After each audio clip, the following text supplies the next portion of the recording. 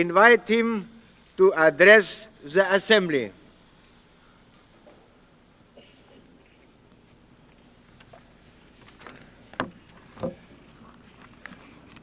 Mr. President, Mr. Secretary General, Ambassador Reed, honored guests and distinguished delegates.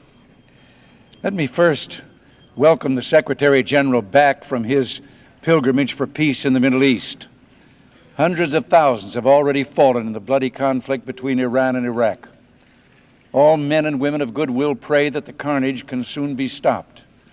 And we pray that the Secretary General proves to be not only a pilgrim, but also the architect of a lasting peace between those two nations. Mr. Secretary General, the United States supports you, and may God guide you in your labors ahead. Like the Secretary General, all of us here today are on a kind of pilgrimage. We come from every continent, every race, and most religions to this great hall of hope, where in the name of peace we practice diplomacy. Now, diplomacy, of course, is a subtle and nuanced craft, so much so that it's said that when one of the most wily diplomats of the 19th century passed away, other diplomats asked on reports of his death, "What do you suppose the old fox meant by that?" But true space statesmanship requires not merely skill, but something greater, something we call vision, a grasp of the present and of the possibilities of the future. I've come here today to map out for you my own vision of the world's future, one I believe that in its essential elements is shared by all Americans. And I hope those who see things differently will not mind if I say that we in the United States believe that the place to look first for shape of the future is not in continental masses and sea lanes, although geography is obviously of great importance. Neither is it in national reserves of blood and iron, or, on the other hand, of money and industrial capacity, although military and economic strength are also, of course, crucial. We begin with something that is far simpler and yet far more profound: the human heart. All over the world today, the yearnings of the human heart are redirecting the course of international affairs, putting to the myth of materialism and historical determinism. We have only to open our eyes to see the simple aspirations of ordinary people writ large on the record of our times. Last year in the Philippines, ordinary people rekindled the spirit of democracy and restored the electoral process. Some said they had performed a miracle, and if so, a similar miracle, a transition to democracy, is taking place in the Republic of Korea. Haiti, too, is making a transition. Some despair when these new young democracies face conflicts or challenges, but growing pains are normal in democracies. The United States had them, as has every other democracy on earth. In Latin America, too, one can hear the voices of freedom echo from the peaks and across the plains. It is the song of ordinary people, marching not in uniforms and not in military file, but rather one by one in simple, everyday working clothes, marching to the polls. 10 years ago, only a third of the people of Latin America and the Caribbean lived in democracies or in countries that were turning to democracy. Today, over 90% do. But this worldwide movement to democracy is not the only way in which simple, ordinary people are leading us in this room. We who are said to be the makers of history, leading us into the future. Around the world, new businesses, new economic growth, new technologies are emerging from the workshops of ordinary people with extraordinary dreams. Here in the United States, entrepreneurial energy, reinvigorated when we cut taxes and regulations, has fueled the current economic expansion. According to scholars at the Massachusetts Institute of Technology, 3/4 of the more than 13.5 million new jobs that we have created in this country since the beginning of our expansion came from businesses with fewer than 100 employees. Businesses started by ordinary people who dared to take a chance. And many of our new high technologies were first developed in the garages of fledgling entrepreneurs. Yet America is not the only, or perhaps even the best example of the dynamism and dreams that the freeing of markets set free. In India and China, freer markets for farmers have led to an explosion in production. In Africa, governments are rethinking their policies, and where they are allowing greater economic freedom to farmers, crop production has improved. Meanwhile, in the newly industrialized countries of the Pacific Rim, free markets in services and manufacturing, as well as agriculture, have led to a soaring of growth and standards of living. The Asian nations, Japan, Korea, and Taiwan, have created the true economic miracle of the last 2 decades. And in each of them, much of the magic came from ordinary people who succeeded as entrepreneurs. In Latin America, this same lesson of free markets, greater opportunity, and growth is being studied and acted on. President Sarney of Brazil spoke for many others when he said that private initiative is the engine of economic development. In Brazil, we have learned that every time the state's penetration in the economy increases, our liberty decreases. Yes, policies that release to flight ordinary people's dreams are spreading around the world. From Colombia to Turkey to Indonesia, governments are cutting taxes, reviewing their regulations, and opening opportunities for initiative.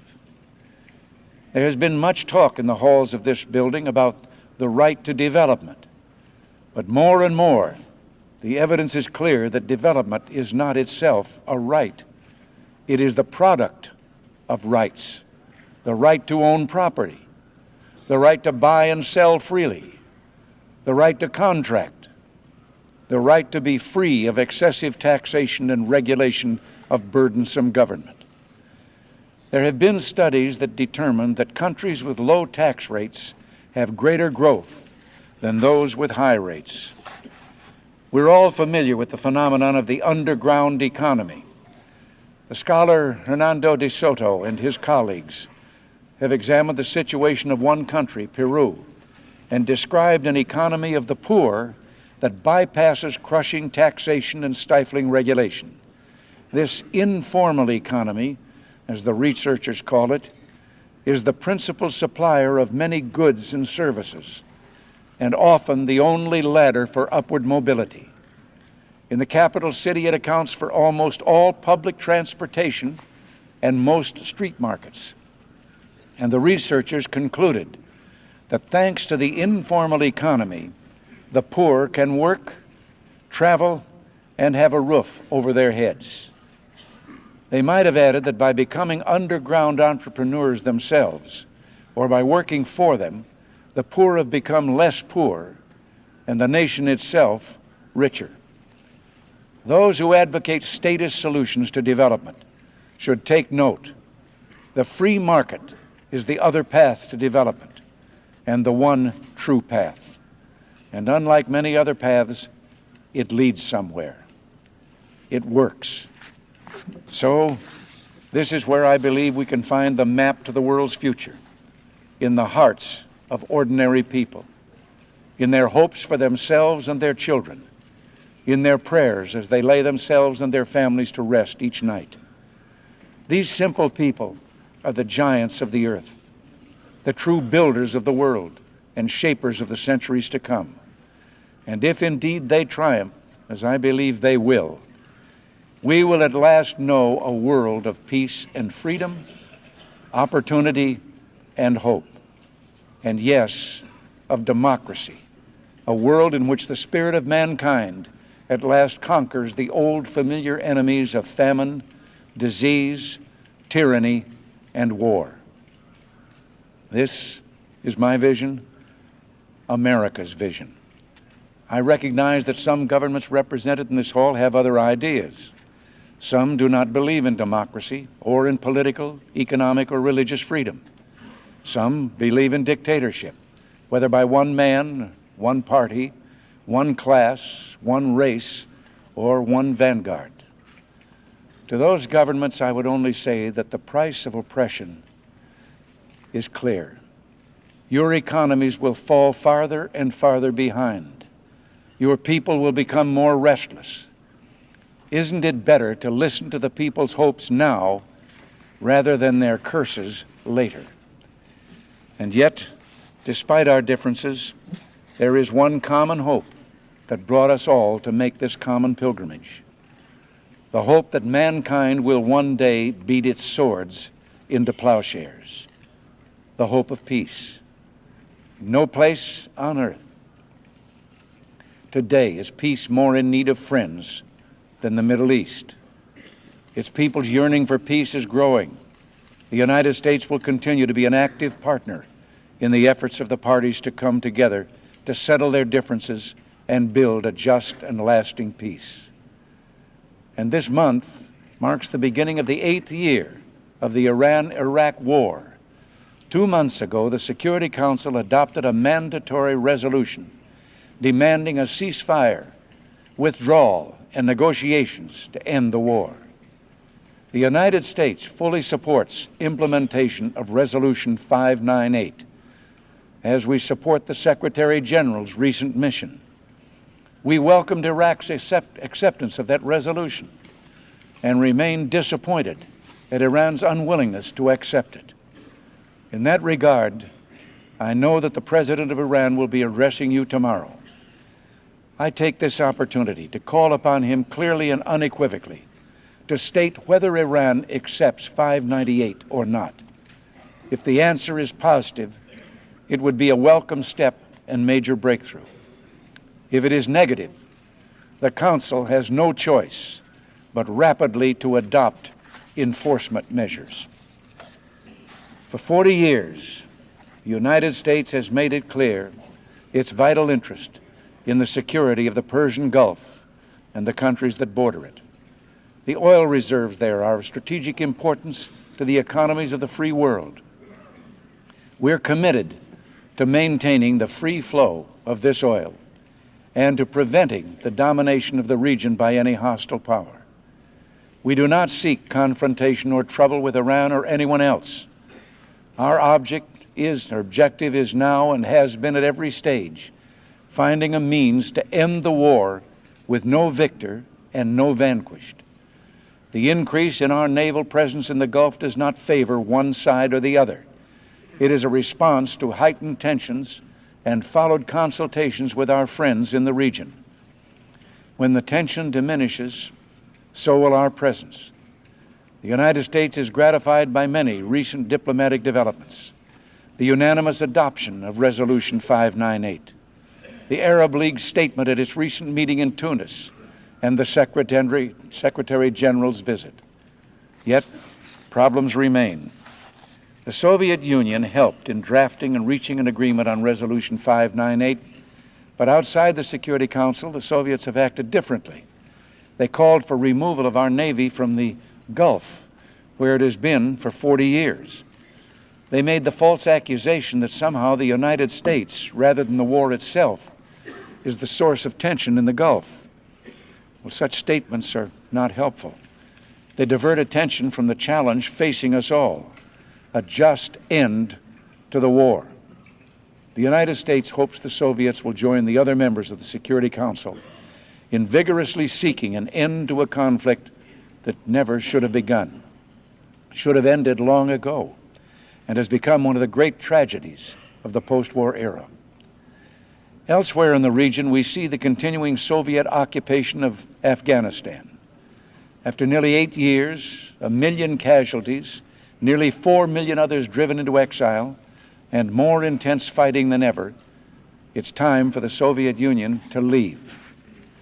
The Afghan people must have the right to determine their own future, free of foreign coercion.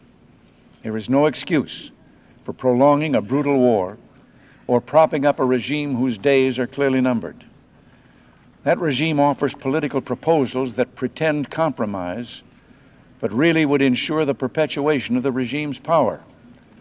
Those proposals have failed the only significant test.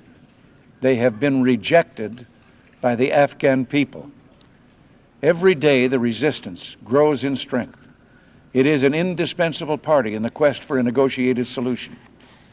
The world community must continue to insist on genuine self-determination, prompt and full Soviet withdrawal, and the return of the refugees to their homes in safety and honor. The attempt may be made to pressure a few countries to change their vote this year, but this body, I know, will vote overwhelmingly, as every year before, for Afghan independence and freedom. We have noted General Secretary Gorbachev's statement of readiness to withdraw. In April, I asked the Soviet Union to set a date this year when this withdrawal would begin. I repeat that request now in this forum for peace.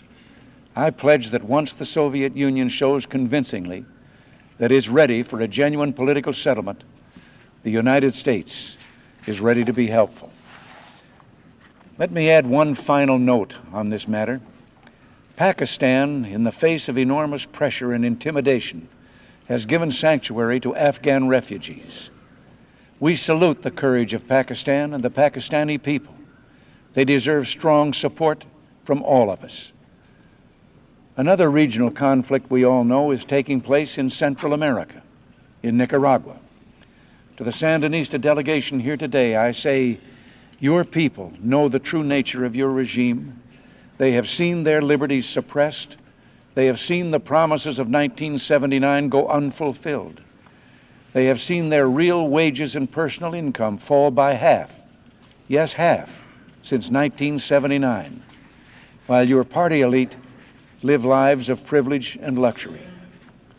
This is why, despite $1 billion in Soviet bloc aid last year alone, despite the largest and best equipped army in Central America, you face a popular revolution at home.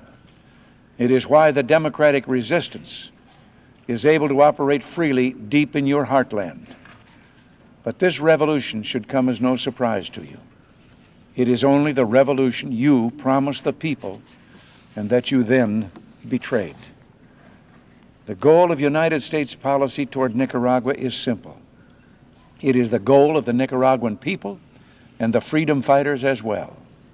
It is democracy, real, free, pluralistic, constitutional democracy. Understand this. We will not, and the world community will not accept phony democratization designed to mask the perpetuation of dictatorship.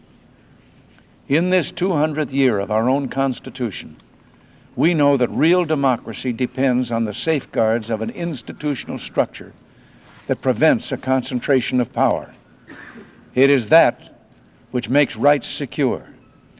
The temporary relaxation of controls, which can later be tightened, is not democratization. And again to the Sandinistas I say, we continue to hope that Nicaragua will become part of the genuine transformation, democratic transformation, that we have seen throughout Central America in this decade. We applaud the principles embodied in the Guatemala Agreement, which links the security of the Central American democracies to democratic reform in Nicaragua. Now is the time for you to shut down the military machine that threatens your neighbors and assaults your own people. You must end your stranglehold on internal political activity. You must hold free and fair national elections. The media must be truly free, not censored or intimidated or crippled by indirect measures like the denial of newsprint or threats against journalists or their families. Exiles must be allowed to return to minister, to live, to work, and to organize politically. Then, when persecution of religion is ended and the jails no longer contain political prisoners, national reconciliation and democracy will be possible. Unless this happens, democratization will be a fraud. And until it happens, we will press for true democracy by supporting those fighting for it. freedom in Nicaragua, or Angola, or Afghanistan, or Cambodia, or Eastern Europe, or South Africa, or any place else on the globe, is not just an internal matter. Some time ago, the Czech dissident writer Václav Havel warned the world that respect for human rights is the fundamental condition and the sole genuine guarantee of true peace. And Andrei Sakharov, in his Nobel lecture, said, "I am convinced that international confidence, mutual understanding, disarmament, and intentional security are inconceivable without an open society with freedom of information, freedom of conscience, the right to publish, and the right to travel and choose the country in which one wishes to live." Freedom serves peace. The quest for peace must serve the cause of freedom. Patient diplomacy can contribute to a world in which both can flourish.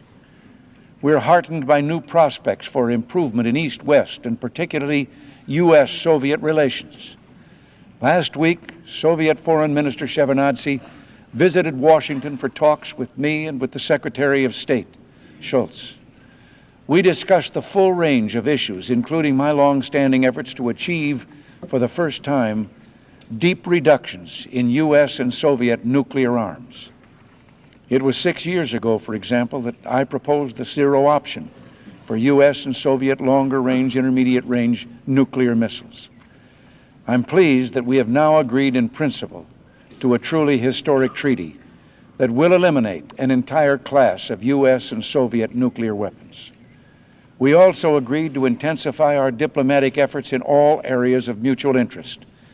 Toward that end, Secretary Shultz and the Foreign Minister will meet again a month from now in Moscow. And I will meet again with General Secretary Gorbachev later this fall. We continue to have our differences and probably always will. But that puts a special responsibility on us to find ways, realistic ways, to bring greater stability to our competition and to show the world a constructive example of the value of communication and of the possibility of peaceful solutions to political problems. And here let me add that we seek, through our Strategic Defense Initiative, to find a way to keep peace through relying on defense, not offense, for deterrence and for eventually rendering ballistic missiles obsolete. SDI has greatly enhanced the prospects for real arms reduction. It is a crucial part of our efforts to ensure a safer world and a more stable strategic balance. We will continue to pursue the goal of arms reduction, particularly the goal that the General Secretary and I agreed upon, a 50% reduction in our respective strategic nuclear arms.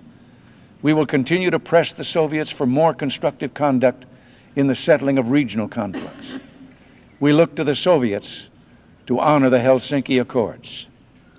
We look for greater freedom for the Soviet peoples within their country, more people-to-people exchanges with our country, and Soviet recognition in practice of the right of freedom of movement. We look forward to a time when things we now regard as sources of friction and even danger can become examples of cooperation between ourselves and the Soviet Union. For instance, I have proposed a collaboration to reduce the barriers between East and West in Berlin, and more broadly in Europe as a whole. Let us work together for a Europe in which force of the threat, or force whether in the form of walls or of guns, is no longer an obstacle to free choice by individuals and whole nations. I have also called for more openness in the flow of information from the Soviet Union about its military forces, policies, and programs, so that our negotiations about arms reductions can proceed with greater confidence.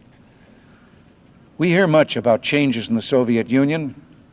We're intensely interested in these changes. We hear the word glasnost, which is translated as openness in English. Openness is a broad term. It means the free, unfettered flow of information, ideas, and people. It means political and intellectual liberty in all its dimensions. We hope for the sake of the peoples of the USSR that such changes will come. And we hope for the sake of peace that it will include a foreign policy that respects the freedom and independence of other peoples.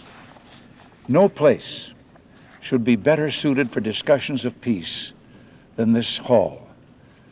The first Secretary General, Trygve Lie, said of the United Nations, "With the danger of fire and in the absence of an organized fire department, it is only common sense for the neighbors to join in setting up their own fire brigades." Joining together to drown the flames of war. This, together with a universal Declaration of Human Rights, was the founding ideal of the United Nations. It is our continuing challenge to ensure that the UN lives up to these hopes. As the Secretary General noted some time ago, the risk of anarchy in the world is increased because the fundamental rules of the UN Charter have been violated. The General Assembly has repeatedly acknowledged this with regard to the occupation of Afghanistan. The Charter has a concrete, practical meaning today because it touches on all the dimensions of human aspiration that I mentioned earlier. The yearning for democracy and freedom, for global peace, and for prosperity. This is why we must protect the Universal Declaration of Human Rights from being debased as it was through the infamous Zionism is Racism resolution. We cannot permit attempts to control the media and promote censorship under the ruse of a so-called New World Information Order. We must work against efforts to introduce contentious and non-relevant issues into the work of the specialized and technical agencies, where we seek progress on urgent problems for terrorism, from terrorism to drug trafficking to nuclear proliferation, which threaten us all. Such efforts corrupt the Charter and weaken this organization.